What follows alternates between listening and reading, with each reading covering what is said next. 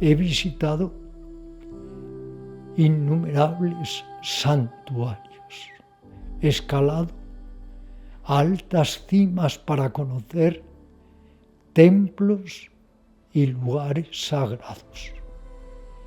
Pero puedo y debo deciros que el santuario más inspirador, la cima más elevada y prometedora, está dentro de nosotros.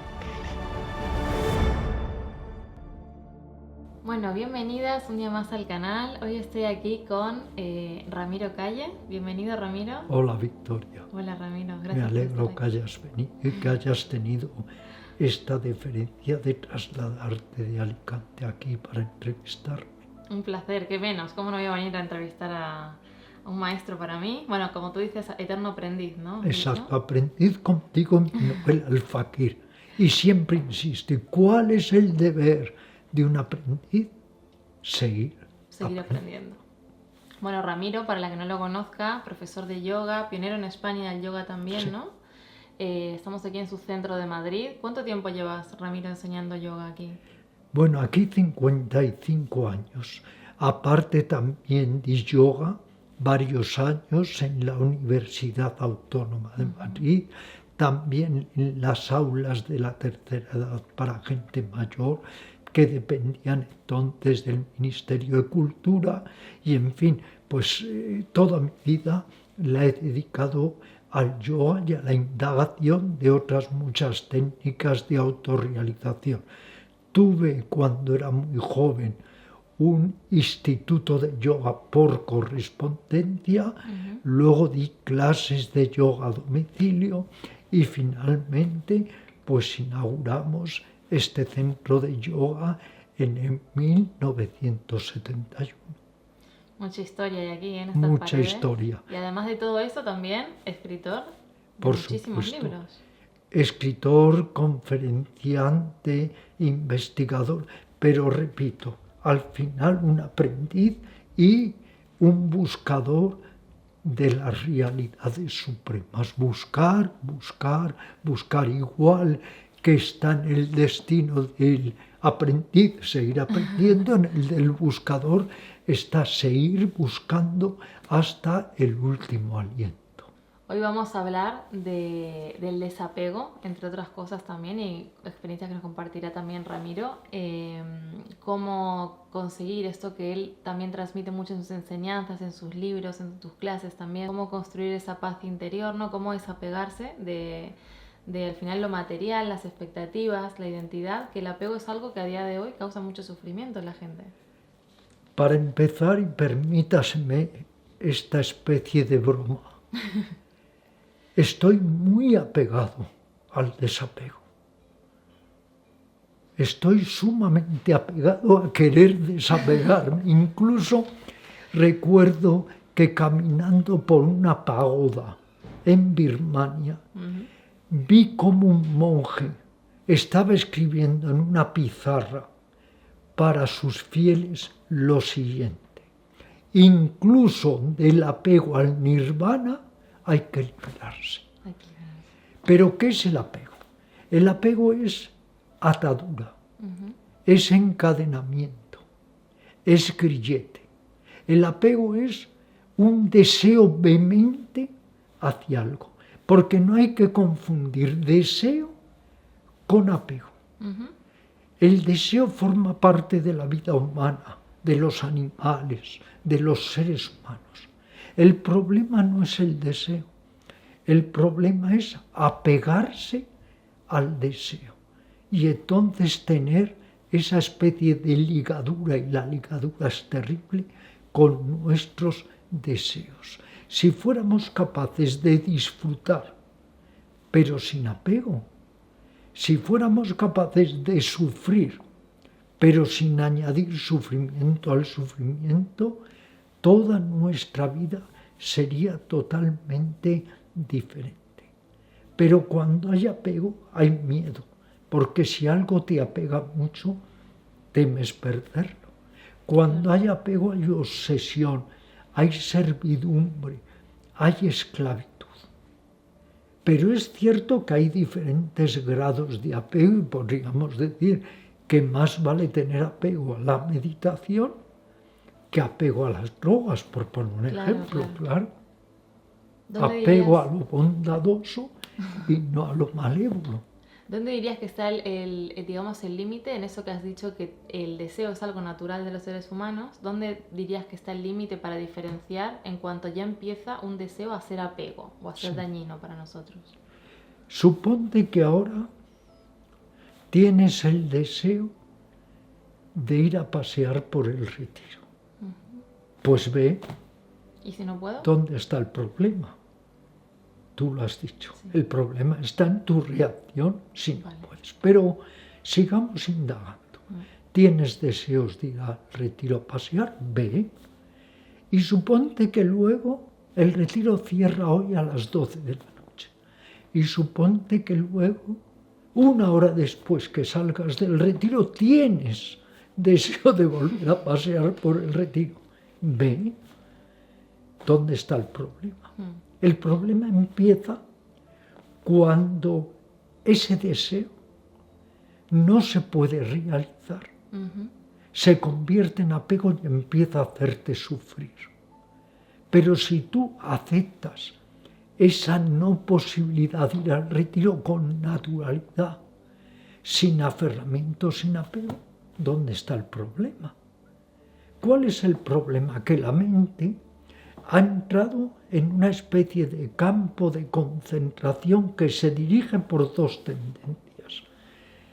Aquello que me gusta o que me place o que me complace, me aferro, me ligo, me apego desesperadamente.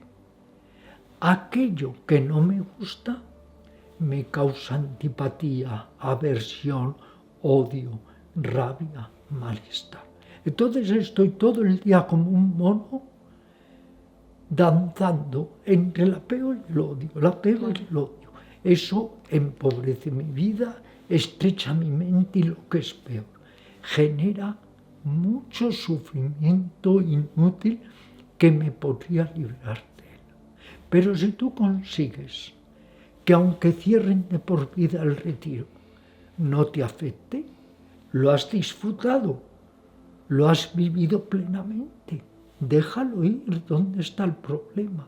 Y si tú consigues que yo te insulte y no reacciones y hagas una especie de judo psicológico y ese insulto pase, ¿dónde está el problema?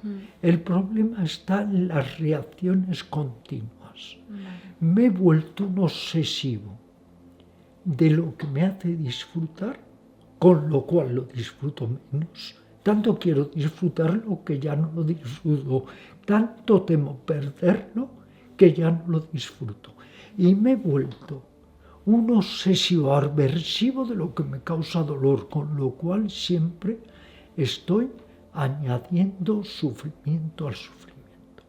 La pregunta es, ¿hay una mente o un espacio de mente que pueda disfrutar sin apego, sin avaricia, sin avidez, y que pueda sufrir sin odio, sin rabia, sin ira?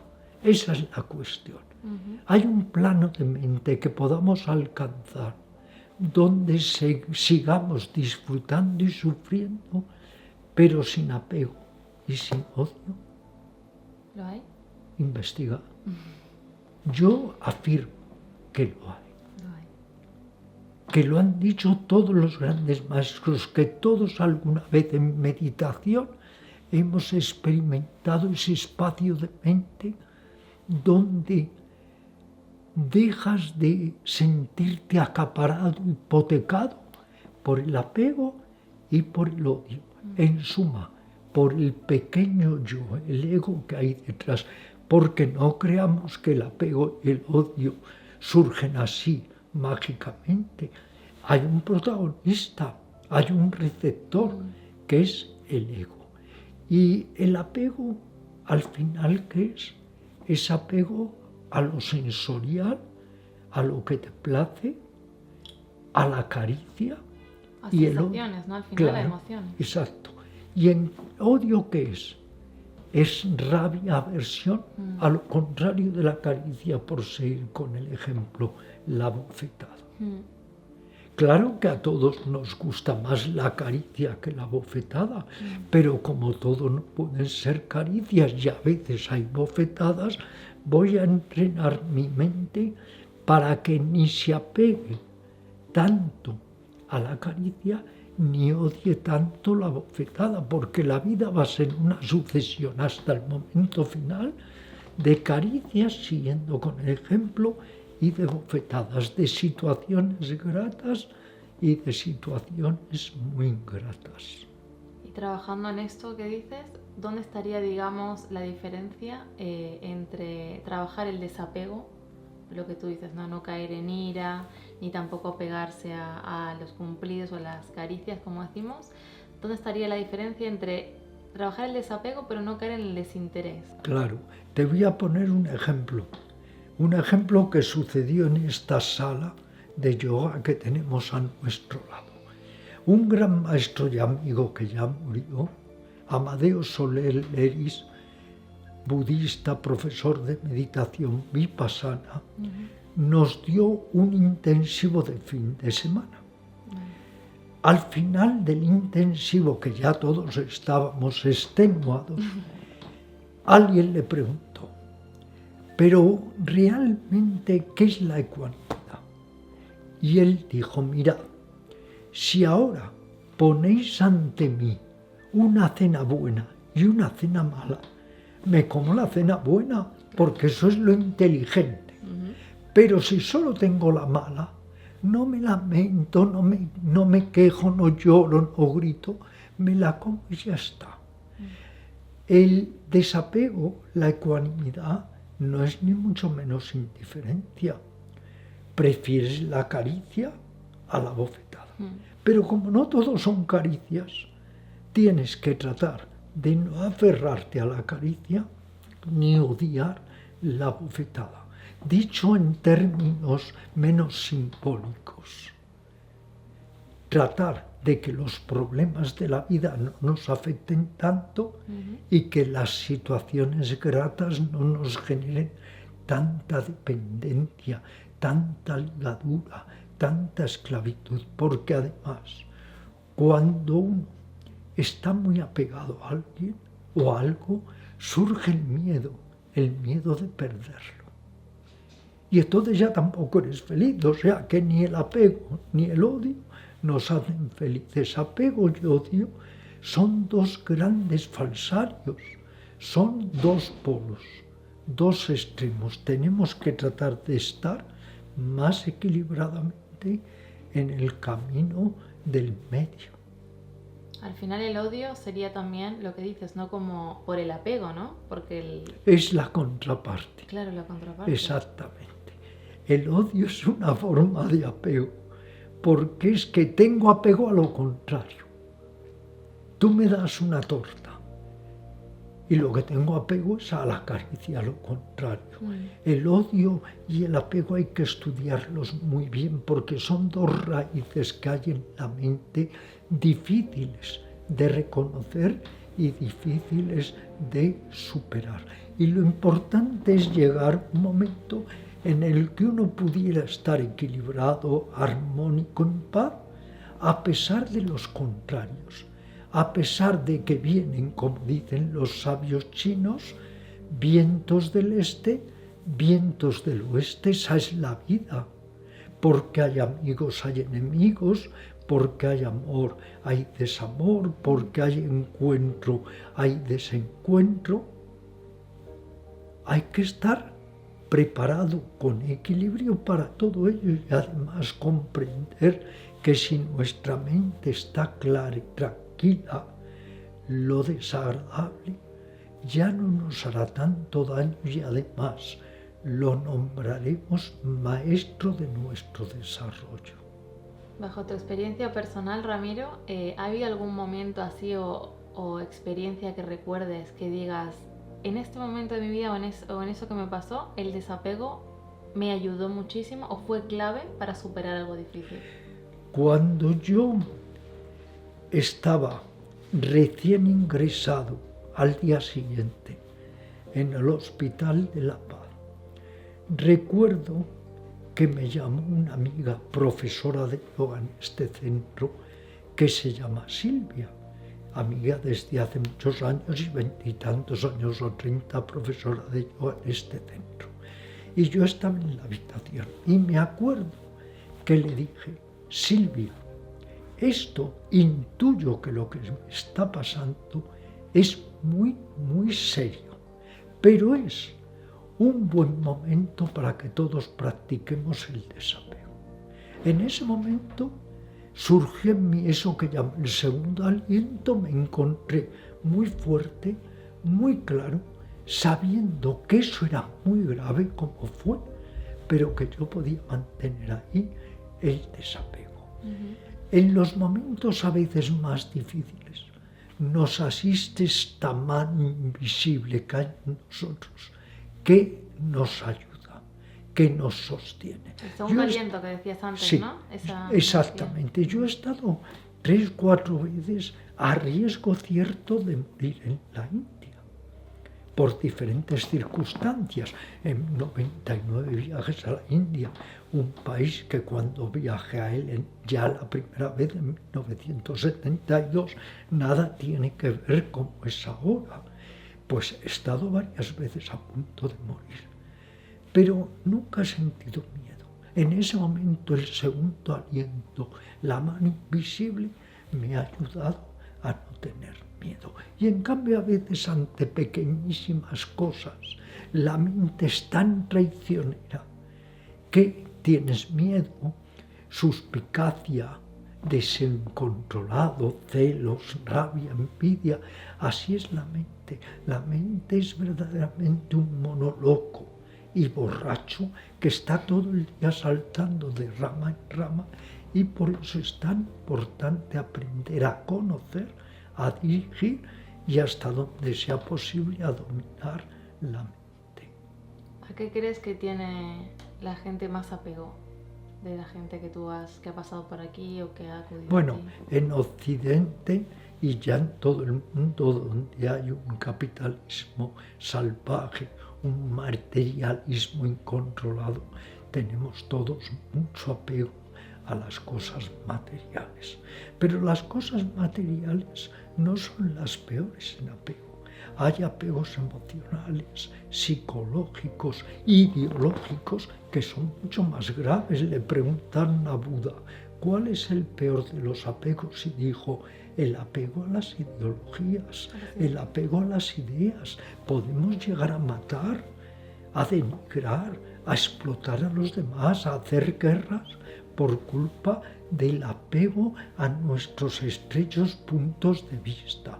Indudablemente, un gran apego es la codicia, la avidez, el más de lo mismo a cualquier nivel. Siempre queremos más de lo mismo. Nunca estamos satisfechos. La insatisfacción es una energía del alma que hasta que no aprendemos a subyugarla, nos está constantemente alterando.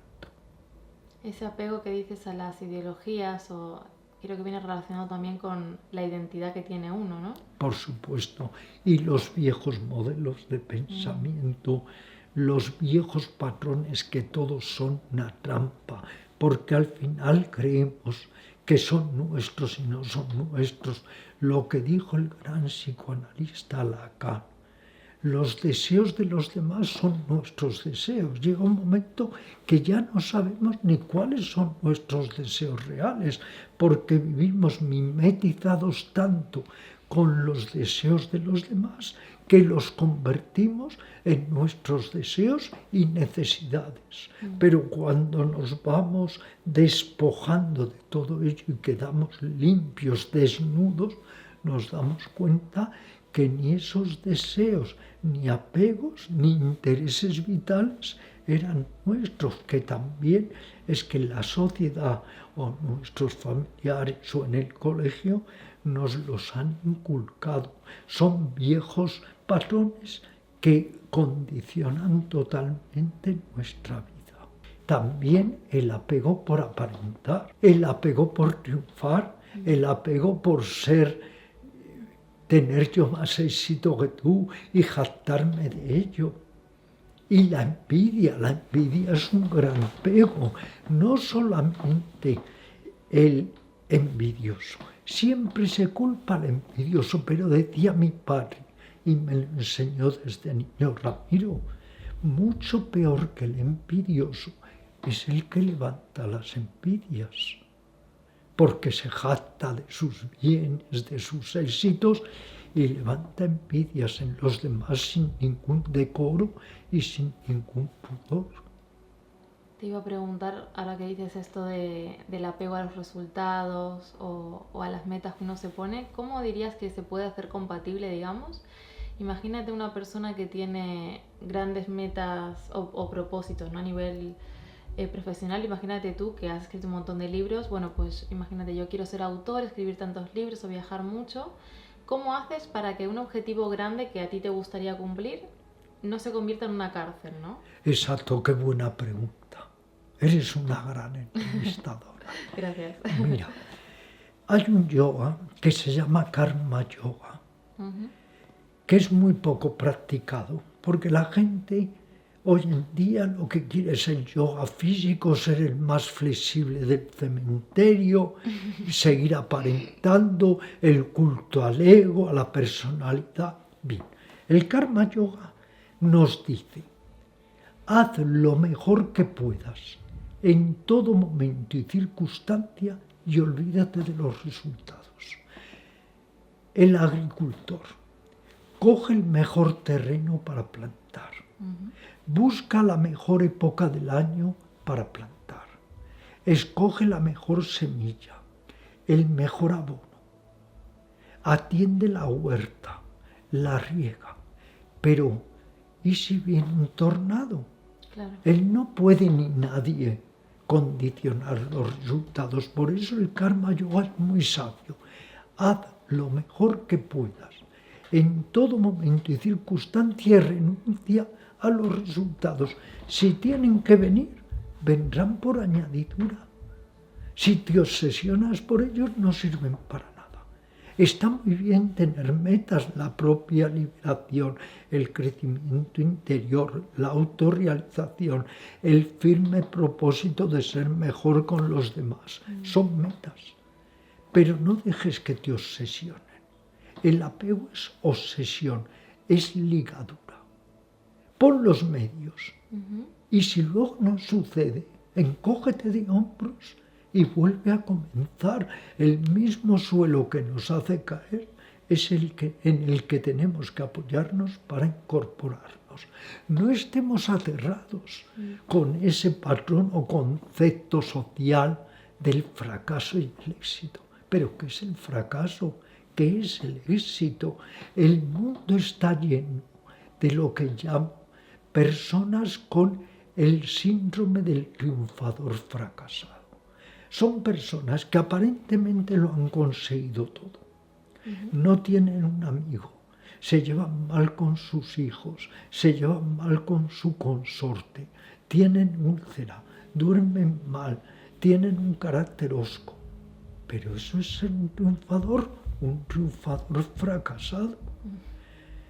Hay que decodificar muchos modelos que nos genera esta sociedad. Y hay que entender que, como dice el taoísmo, Wu Wei, hacer sin hacer. Hacer lo mejor que puedas, pero hacer sin hacer porque no te implicas tanto que pierdas tu ser, tu esencia, tu cordura. El ego es un medio, tu ser eres tú. Me gusta recordar una frase y me la recuerdo a mí mismo. Lo que es bueno para el ego es malo para el ser. Y hay que, como dice el antiguo refrán, saber con quién te juegas los cuartos. Saber con quién estás jugando la partida. Cuando juegas con el ego, que es el poder, hay que saber lo que estás haciendo. Hay dos vías, la vía del poder y la vía del conocimiento. Todos ejercemos la vía del poder. Tú quieres tener en tu programa más seguidores, quieres triunfar, es lógico, lo que fuere. Yo quiero llevar el yoga hasta los últimos rincones de la vida, del planeta, a lo largo de mi vida, lo que fuere. Pero todo eso también son alucinaciones que hay que saber ver y hay que saber controlar, porque si no llega un momento que nuestros deseos nos poseen. Y si nuestros deseos nos poseen, estamos perdidos. Por eso digo, saber con qué tahúres te estás jugando los cuartos, saber con quién estás echando la partida, el ego y el ser. Si pierdes tu ser, por mucho ego que tengas y mucho poder, eres un miserable. Pero si tienes tu ser, estás ahí. Cualquier situación, circunstancia, logras sentirte más amparado y refugiado. ¿Y esto que dices de los dos caminos del poder y el conocimiento? Sí, son complementarios. Vale. Pero lo que pasa es que nos hemos acostumbrado tanto al poder que no queremos el conocimiento. No hablo del conocimiento intelectual, conceptual, libresco. Hablo del conocimiento como luz, discernimiento, claridad mental. Todos estamos en el poder. A veces pequeñas cosas por controlar, otras grandes cosas. Hay pequeños tiranos y dictadores, grandes y terribles tiranos y dictadores, pero todos estamos un poco manipulando. Sobre todo no nos queda más remedio, porque claro, cuando estás en un prostíbulo, eso es terrible. ¿Cómo te comportas en ese gran prostíbulo que es esta sociedad, donde cada uno está en su puesto, en el gran bazar, desgañitándonos por vender nuestra mercancía? Al final hay prostitutos y prostitutas de buen corazón y prostitutos y prostitutas perversos, malhechores y de mal corazón. Pero todos estamos contaminados. ¿Qué es lo único que puede decontaminarse, decodificarse? Nuestro ser más hondo y más profundo. Y entonces, por un lado, a veces tendremos que recurrir al poder, pero con compasión, con buena voluntad, siendo honestos hasta donde sea posible, y otras tendremos que recurrir al conocimiento como claridad mental, como intuición, como visión profunda de lo que es. Estaremos, en cierto modo, interpretando. El intérprete es el ego, nunca el ser. El ser se convierte en el contemplador. El ser está ahí observando las artimañas, lo ladino, las argucias del ego. Pero por lo menos lograr, hasta donde sea posible, no hacer daño a las otras criaturas o hacerles el menos daño que podamos y tratar de ser tiernos, amorosos, ayudar, compartir. Ramiro, ¿y qué papel crees que juega aquí en el tema de esto que dices del poder, el ego, el control, ¿no? Porque es importante, yo creo, hablábamos en otro vídeo que grabamos de la sadhana, de tener esa práctica diaria para regularse, que conlleva cierta disciplina, ¿no? El empezar a regularte. ¿Dónde crees que estaría el límite, por ejemplo, la disciplina, digamos, saludable o caer en un control excesivo? Que ahí ya está la parte del ego de querer un control ya neurótico, efectivamente obsesivo. Pero antes que nada quiero recordar una frase de los sabios antiguos que es: el poder siempre es putrescible. Putrescible. El poder es putrescible. El conocimiento, la claridad, la lucidez siempre es salvífico, porque te hace ver cuál es la dirección que hay que tomar. El control consta de dos partes, pero no lo entendemos. Una parte es controlar, pero otra es dejar ir. Te pongo un ejemplo. Vale. El arco. El arco. Si tú vas a disparar una flecha, hay una primera fase. Estiras la cuerda. Eso es control. Pero tú no te quedas ahí todo el rato, de por vida, con la cuerda estirada. Claro. Luego viene la segunda fase. Soltar la flecha para que se dirija a la diana. O por ejemplo, si eres esquiadora, la primera fase es control, ir subiendo hasta la cima de la colina. La segunda fase es dejarte ir, fluir. Hay que aprender a controlar y a fluir. Si controlas y no fluyes, eso es neurosis. Pero si todo el día estás fluyendo, sin consciencia, sin control, eso es descuido. Claro. Hay que complementar.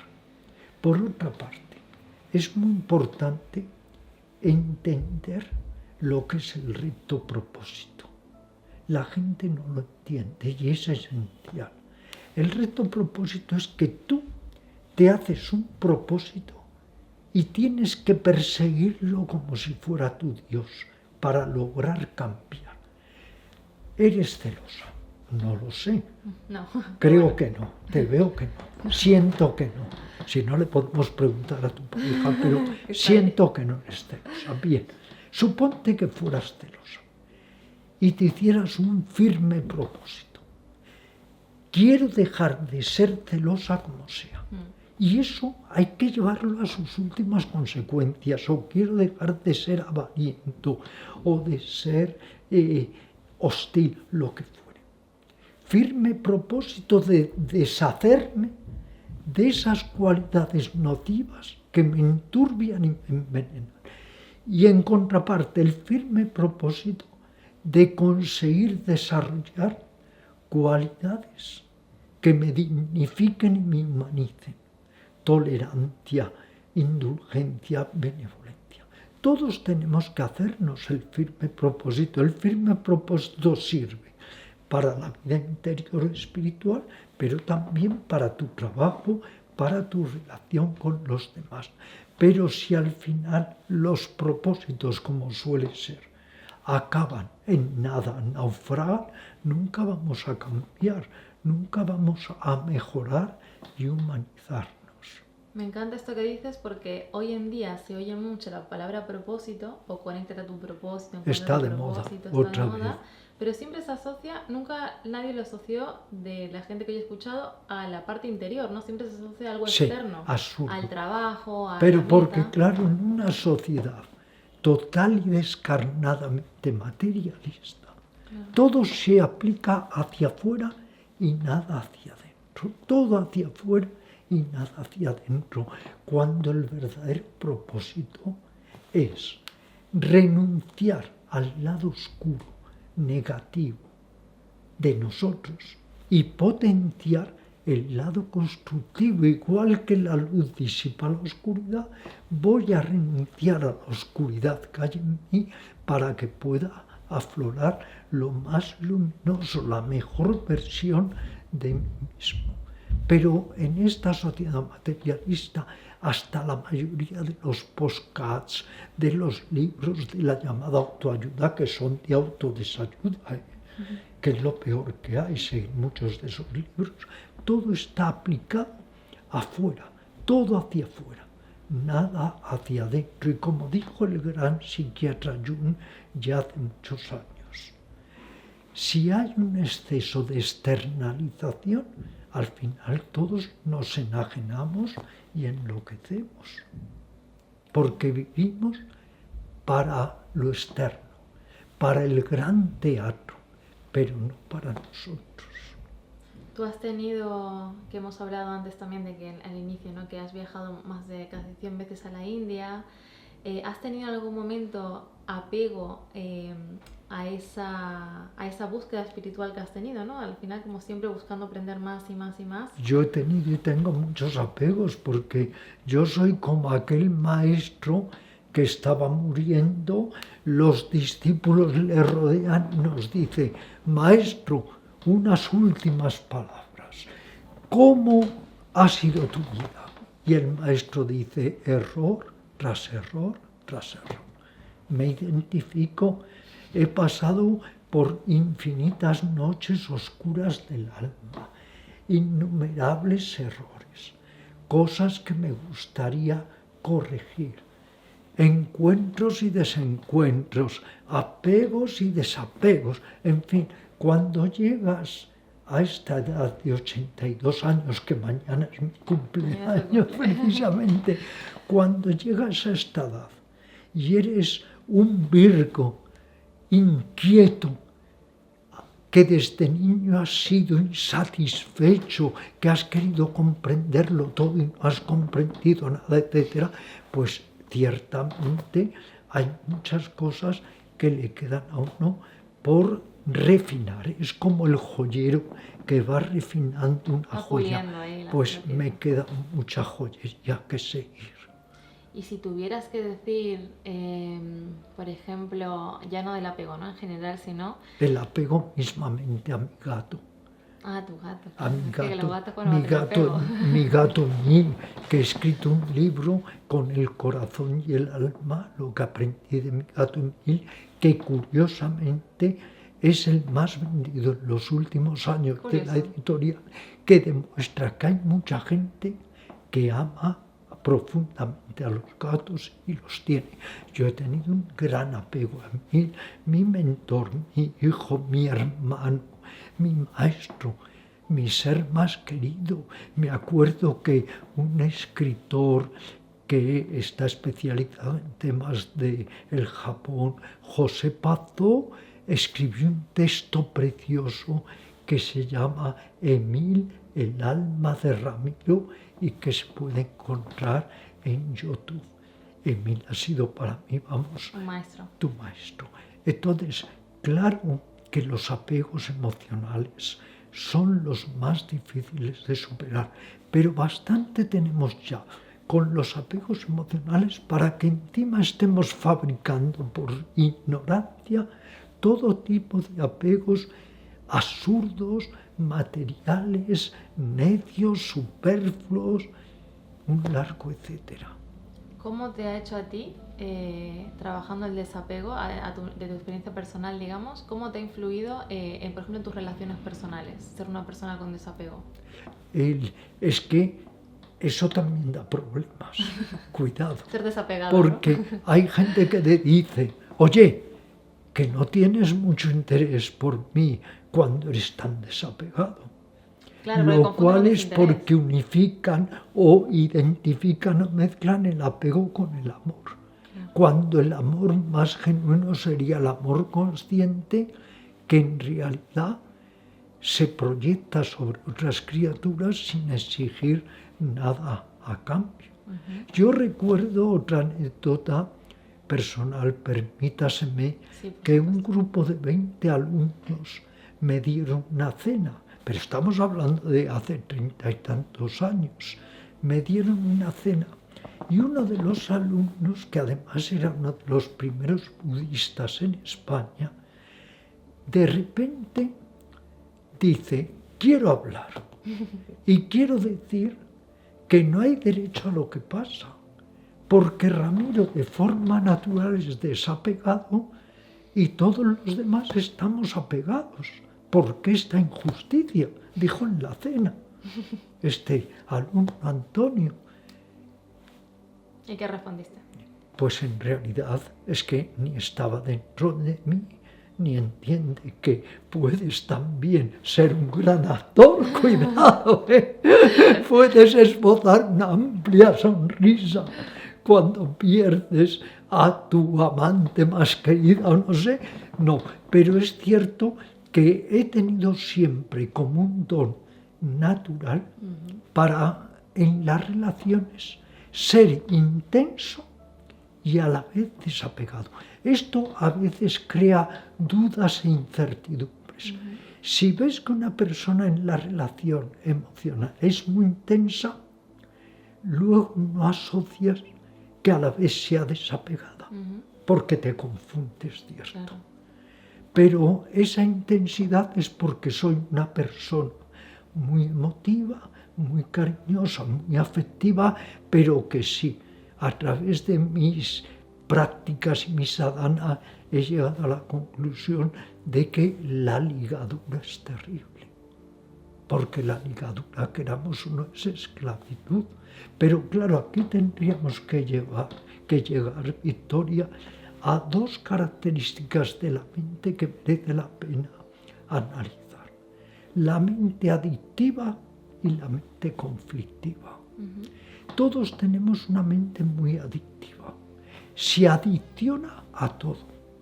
La peor adicción no es muchas veces las drogas convencionales, hay otras adicciones tremendas. La adicción a una persona, los celos que te hacen llevar a acabar con esa persona. Hay adicciones. Crímenes pasionales. Exactamente, por adicción, por apego malentendido, porque no quieres a la persona, solo quieres tu propio placer. La mayoría de las veces no queremos el placer de la otra persona, sino nuestro propio placer. Había un gran psicoterapeuta rumano que decía, la mayoría de las veces en la relación pasional no vemos a la otra persona, vemos las sensaciones deleitosas que nos está causando, de manera tal que mañana ya no te provoca esas relaciones deleitosas y la dejas. Claro, tiene sentido. Claro. La mente adictiva es tremenda. Adicciona a todo, a un libro, a una joya, a un perfume, a un amigo, a tu pareja, a tu amante. Al trabajo incluso, hay gente que tiene No, trabajo. claro, mucha gente está tan mal psíquicamente que necesita como escapismo incrementar al máximo su actividad laboral para escapar de la vida cotidiana.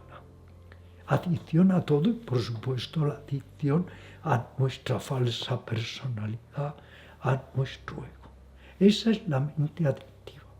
Pero la mente conflictiva también es altamente problemática.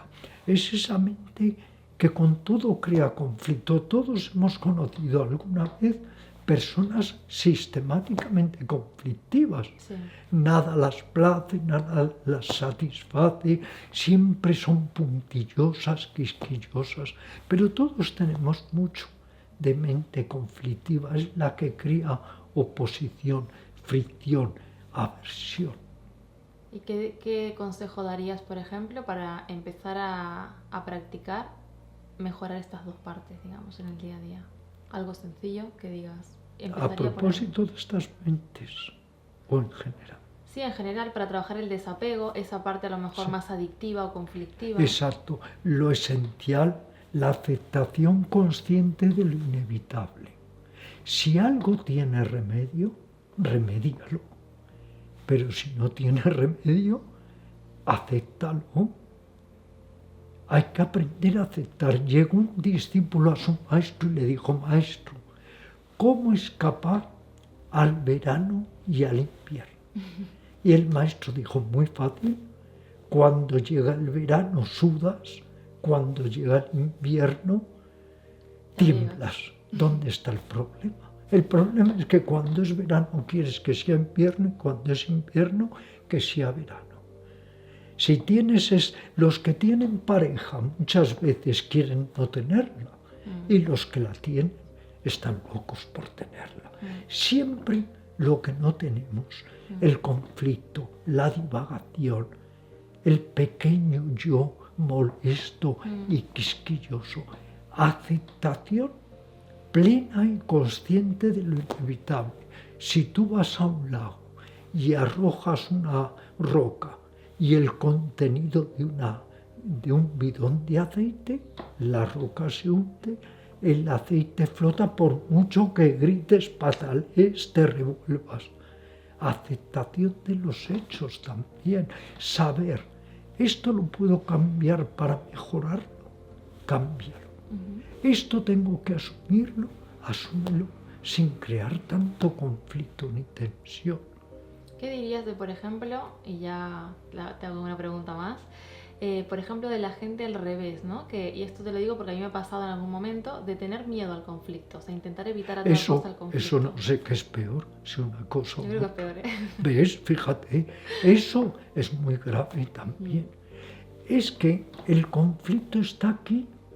Tú puedes aparentemente estar creando un conflicto que se llama de intereses, no estar de acuerdo, pero tener la valentía de exponer tus ideas, de exponer con educación tus argumentos. Pero si por miedo a exponer esos argumentos los frustras, los mutilas, los reprimes, te estás por un lado haciendo mucho daño a ti misma. Pero es que luego engañáis sin querer a los demás, porque piensas, está de acuerdo, y está de acuerdo por dentro, con dolor y con rabia contenida. Yo creo que las heridas no hay que cerrarlas en falso, que hay que hablar. Pero es cierto que sobre todo en las familias, o cuanto más cercanas son las personas, hay más miedo a exponer, a clarificar. Por el miedo a... Por el miedo, verás, a muchas cosas, hay que estudiarlo. Miedo a crear esa tensión que no te gusta. Miedo a disgustar. El miedo a disgustar también es muy grave, porque claro, a todos no les podemos gustar. A unos les gustamos, a otros les disgustamos.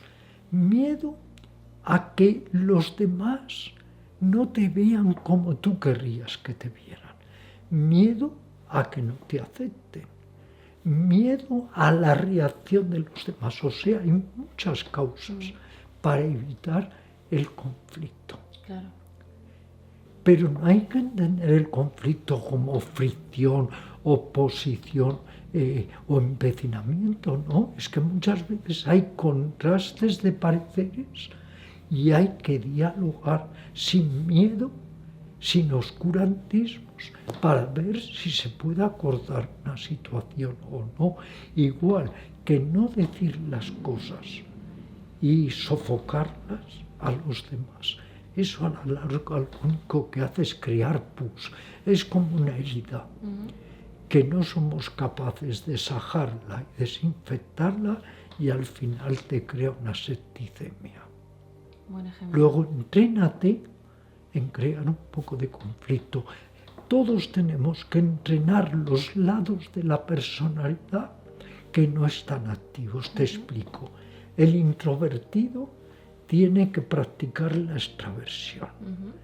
El demasiado usado un poco la contención. El tímido, la expansión. Cada uno tiene que ir moviendo lados de la personalidad que no nos atrevemos a exponer, pero que si no se van petrificando. ¿Cuál te ha tocado a ti trabajar, digamos? Yo soy profundamente tímido. ¿En serio? Profundamente. ¿No parece? Soy tímido, he sido enormemente inseguro, he tenido que trabajar muchísimas cosas. Oye, un niño excesivamente mimado tiene que trabajar muchísimas cosas. Mi madre, mi primera gurú, que tanto me amó, me quiso, me dio todo, también me convirtió en cierto modo en un niño muy mimado, muy sobreprotegido, donde ella era la figura principal, el ícono de mi vida, mi ídolo. Siempre digo que era mi gran hechicera, mi musa, mi amante cósmica, todo. Entonces, también he tenido que levantar una psicología, pero muy, muy herida, de niño inseguro, insatisfecho, eternamente aburrido, siempre buscando el porqué de las cosas, tratando de averiguar por qué estoy paseando por este planeta, tratando de interrogarme infinidad de cosas. Entonces, todos tenemos que ir poco a poco modelando nuestra personalidad. Es aquello. El destino nos da las cartas nos las reparte, pero cada uno luego tiene que jugarlas. Muy interesante. Y jugar las cartas es difícil. Y con discernimiento siempre. ¿no? Siempre discernir, estar atento, perceptivo. Y por último, Ramiro, ya para acabar, ¿te gustaría compartir algo que no te haya preguntado, algún tema que no hayamos sacado, lo que consideres que sea importante para esa persona que está trabajando esa paz interior, cultivando esa quietud interior? Algo esencial para evitar desfallecer, para evitar el desmayo psíquico, que las personas que están trabajando su mundo interior tengan la certeza de que ningún esfuerzo se pierde. Ningún esfuerzo se pierde. En la vida interior, en el trabajo interior, ningún esfuerzo se pierde. Lo que pasa es que hay momentos de aparente estancamiento. Uh-huh. Hay momentos que es como si vas subiendo por una montaña y tienes que pararte un instante para tomar resuello y luego volver a seguir la ascensión. Uh-huh. Pero ningún esfuerzo se pierde. Muy interesante y mucho ánimo también, ¿no? Porque a veces parece que estamos... Es que la larga senda de la autorrealización es tremenda. Y en esta sociedad de todo tipo de falsos gurús, de mercaderes del espíritu, de falsos iluminados, de falsos mentores, maestros, coaches, en esta era donde la espiritualidad está llegando a su máxima corrupción, hay que cada vez confiar más en el maestro interior, desarrollar el discernimiento y no creer en nadie a fondo que no sea tú mismo, porque el maestro exterior es para dirigirte a tu propio maestro interior. Pues indudablemente tenemos que recurrir al discernimiento, porque claro, es que hay tantos charlatanes, tantos embaucadores, gente que sin haber hecho ningún trabajo interior, de repente se presentan como iluminados, autorrealizados, que han tenido el gran despertar de la conciencia. No nos dejemos confundir por toda esa charlatanería barata, porque el lograr humanizarnos, ser realmente nosotros mismos, conseguir que se activen nuestros mejores potenciales, exige mucho trabajo, motivación y confianza en uno mismo y en nuestro proceso de evolución. ¿Dirías, ya lo último sobre esto, que a la hora de elegir, por ejemplo, un maestro, un mentor o alguien que te acompañe en tu camino, ¿tú por qué te guías más? ¿Por los resultados que esa persona o maestro tiene o por la energía que te transmite? Por la energía, por la presencia, por el sentimiento. Eso es indudable. Muy bien, Ramiro, muchas gracias. Gracias siempre. Gracias por tu compartir, por recibirme aquí en tu centro. Gracias. Y bueno, espero que os haya gustado todo lo que ha compartido Ramiro, un montón de sabiduría. Y bueno, hasta aquí nos despedimos. Pues muy bien, Ramiro. Encantado de conoceros y de que hayáis venido y espero que se repita este encuentro. Yo también espero. Gracias, Ramiro. Gracias. Muy queridos amigos, he viajado innumerables veces a Oriente, sobre todo a mi segunda patria, que es la India. Pero puedo deciros con entera franqueza, con gran sinceridad de corazón, que el viaje más importante, que más nos enseña, que más nos ayuda, es el viaje a lo más profundo de nosotros. Al viajar hacia nosotros mismos, estamos también viajando al centro, al corazón de las otras criaturas.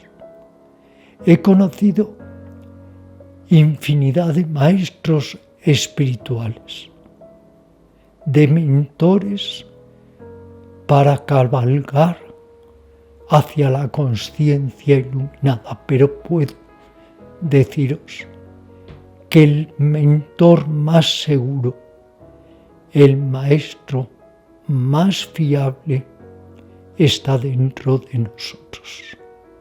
He visitado innumerables santuarios, escalado a altas cimas para conocer templos y lugares sagrados. Pero puedo y debo deciros que el santuario más inspirador, la cima más elevada y prometedora, está dentro de nosotros. Por eso Buda insistió en aquello de: tú eres tu propio refugio. ¿Qué otro refugio puede haber? Y todos somos una lámpara que tenemos que encender por nosotros mismos. Y ese sería el verdadero sentido de la vida. Ser mejor para nosotros y sobre todo ser mejor para las otras criaturas.